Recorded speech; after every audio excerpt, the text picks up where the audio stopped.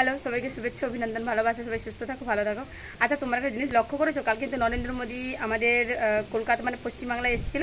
কালকে কলকাতাতে উনি একটা জনসভা করেছেন। সেখানে আবার মিথ্যে প্রতিশ্রুতি, 10 বছর মিথ্যে প্রতিশ্রুতি দিয়ে দিয়ে মানুষকে নাজেহাল করে ফেলেছে। আবার এসছে সে একই রকমভাবে একই প্রতিশ্রুতি।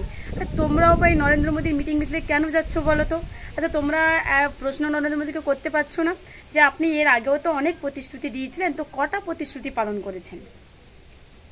কি বোকা না, জনগণও কি বোকা, উনি যা বলছেন তাই শুনছে। একটা মানুষ এত মিথ্যে প্রতিশ্রুতি দিচ্ছে, তোমাদের এভাবে নিকড়ে সব নিয়ে নিচ্ছে, গলা টিপে সব প্রত্যেকটা বাজার দরের দাম বাড়িয়ে প্রত্যেকের কাছ থেকে একদম নিকড়ে নিয়ে নিচ্ছে, নিয়ে উনি বিলাসবহুল জীবনযাপন কাটাচ্ছে বিদেশে বিদেশে। আবার একই রকমভাবে বাংলায় এলো, এসে আবার সে একই মিথ্যে প্রতিশ্রুতি দিচ্ছে, আর তোমরা তাতে হাতের তালি দিচ্ছ এবং বিপুল সংখ্যক লোক যাচ্ছে। কবে বুঝবে নিজেদের ভালোগুলো? উনি প্রধানমন্ত্রী, তাতে আমাদের কি? উনি প্রধানমন্ত্রী হলে কি আপনার পেট চলে যাবে? আপনাকে তো সেই রোজগার করতেই হবে। আগে ওনাকে প্রশ্ন করুন যে উনি যে প্রতিশ্রুতিগুলো দিয়েছিলেন সেগুলো কবে পালন হবে, তারপর না হলে নেক্সট প্রতিশ্রুতিটা দিত। আচ্ছা, এত মানুষের মধ্যে কি একটাও মানে বীর পুরুষ নেই, ওখানে বীর মানুষ নেই যে ওনাকে দাঁড়িয়ে প্রশ্ন করতে পারতো? তবে হ্যাঁ, আমি যদি থাকতাম আমিই করতাম।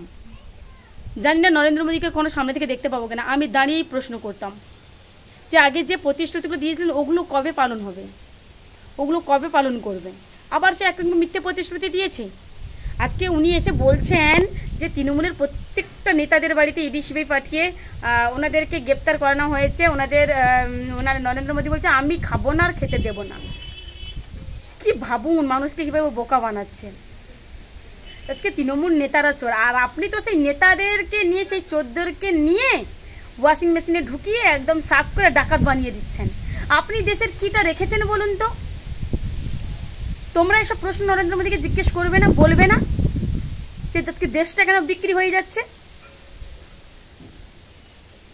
জানি না কি দেখেছো তোমরা এই মানুষটার মধ্যে। আমাদের মমতা ব্যানার্জি নরেন্দ্র মোদীর একটাই পার্থক্য, মমতা ব্যানার্জি যা কথা দেয় কথা রাখে, আর নরেন্দ্র মোদী যা কথা দেয় ভোটের পরে সেটাকে গিলে খায়।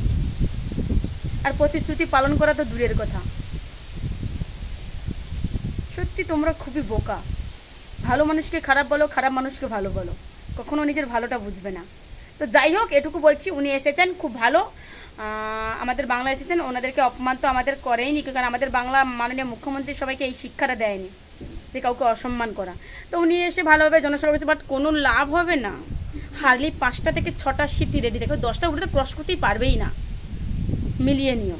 আর বাংলা দখলের কথা ছেড়ে দেয়, তার আগে বিজেপির পতন হবে। কেন্দ্রীয় সরকার বলে জিনিসটা নরেন্দ্র মোদী উঠে যাবে, থাকবে না।